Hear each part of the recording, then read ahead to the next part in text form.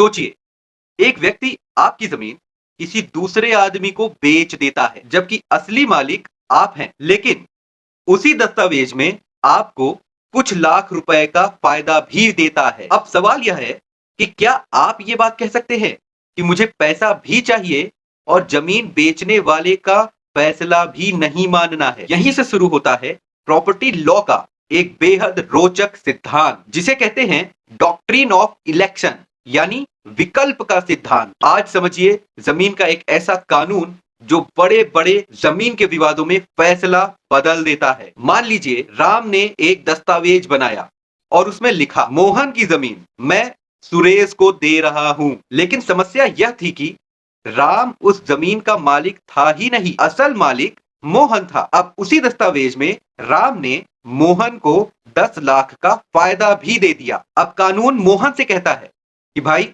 आपको चुनाव करना होगा, आपके पास दो रास्ते हैं। पहला रास्ता, आप कहिए कि ठीक है मैं इस दस्तावेज को स्वीकार करता हूं, तो फिर आपको उसी दस्तावेज की पूरी व्यवस्था को स्वीकार करना होगा। दूसरा रास्ता, आप कहिए नहीं मेरी जमीन मेरी है, तो फिर आपको उस दस्तावेज से मिला फायदा छोड़ना होगा। आप दोनों चीजें एक साथ नहीं ले सकते। यही है डॉक्ट्रिन ऑफ इलेक्शन। इस सिद्धांत का आधार है ट्रांसफर ऑफ प्रॉपर्टी एक्ट 1882 की धारा 35। सुप्रीम कोर्ट ने प्रसिद्ध मामले सी बीपाथुम्मा वी वर्सेस कदम्बो लिथाया के मुकदमे में इस सिद्धांत को स्पष्ट किया है। कोर्ट ने कहा, अगर कोई व्यक्ति किसी दस्तावेज से लाभ स्वीकार करता है तो वह उसी दस्तावेज के विपरीत दावा नहीं कर सकता।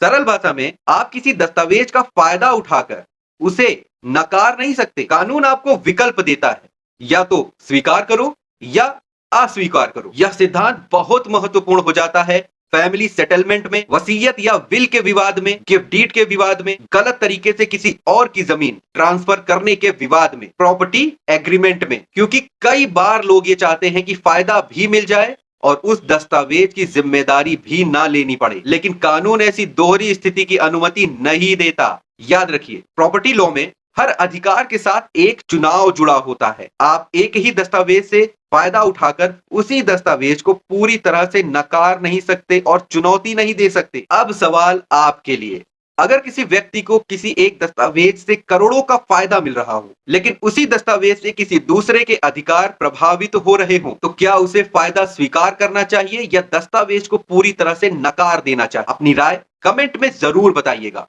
वीडियो अगर अच्छा लगा हो तो इसे लाइक कीजिए और इस जानकारी को ज्यादा से ज्यादा लोगों तक शेयर कीजिए, जिससे कि किसी भी तरह के अपराध या धोखाधड़ी से आप बच सके। धन्यवाद।